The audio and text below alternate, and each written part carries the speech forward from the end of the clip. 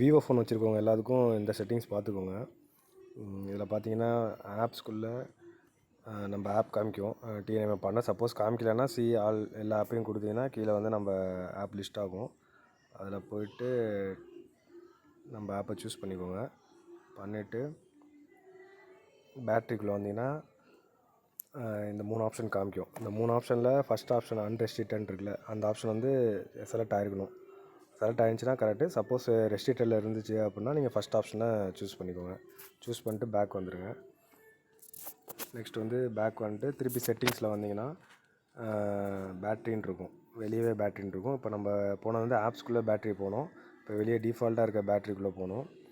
இதில் போய்ட்டு background power consumption மேனேஜ்மெண்ட்னு இருக்கும். சில ஆப்பில் சில மொபைலில் பார்த்தீங்கன்னா ஹை பேக்ரவுண்ட் பவர் கன்சம்ஷன் இருக்கும்.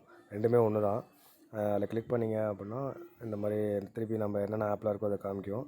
அதில் நம்ம ஆப்பை கிளிக் பண்ணிவிட்டு அதுலேயும் smart control, restrict background usage, don't ரெஸ்ட்ரிக்ட்னு இருக்கும். இந்த டோன்ட் ரெஸ்ட்ரிக்ட் தான் நம்ம கொடுக்கணும்.